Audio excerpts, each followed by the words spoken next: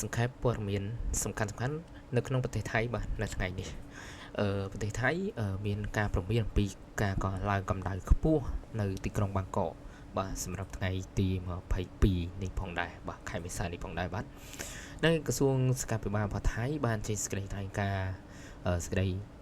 ព្រមានអំពីកម្ដៅខ្ពស់នៅកម្រិតខ្ពស់ខ្លាំងមែនទែនបងប្អូនបាទដែលអាចឡើងកម្ដៅចាប់ពីកម្ដៅ42អង្សាឡើងទៅដល់50អង្សាអឺនៅប្រទេសថៃផងដែរក៏មានការដាក់ឲ្យតាមដានព្យាករណ៍អាកាសធាតុជាប្រចាំផងដែរហ្នឹងហើយបាទហ្នឹងហើយរូបភាពនេះយើងបានពីពពកព័ត៌មាន The Nation បាទអញ្ចឹងមានការណែនាំជាច្រើនបាទអញ្ចឹងយើងឲ្យផឹកទឹកស្អាតជាញឹកញាប់បាទជាយើងជាវៀងការពិសាស្រាបៀរច្រើនបាទពិសាកាហ្វេភេសជ្ជៈ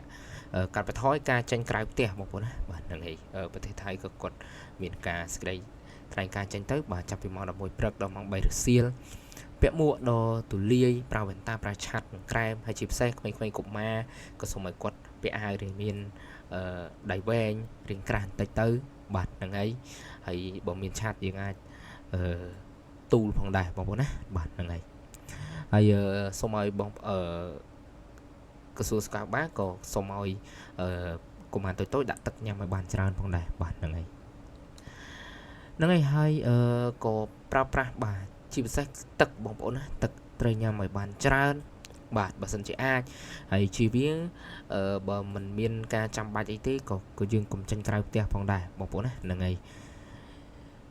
យយើងក៏គួរមានដង្ហាលបាទគុណដង្ហាលទុយឬក៏និយាយរួមទៅនៅខាងគេគឺគេចង់ឲ្យនៅគម្លាតដែលមានខ្យល់អាកាសបាទយើងកុំឲ្យតែមានយើងនៅ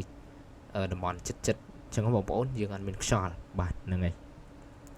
ហើយជៀសវាងយើងទុកដាក់ក្មេងឬក៏ទារកនៅក្នុងរថយន្តដែលបាត់សោបាត់អីផងដែរបាទហ្នឹងហើយអញ្ចឹងសេចក្តីថ្លែងការណ៍មួយនេះគឺយើងចេញនៅថ្ងៃទី22ផងដែរបាទទើបតែចាញ់បងប្អូនតាមwebsite ព័ត៌មាន The Nation បងប្អូនណាបាទហ្នឹងហើយឃើញទេបងប្អូនបាទគឺក្តៅខ្លាំងមែនតែនហ្នឹងហើយអញ្ចឹង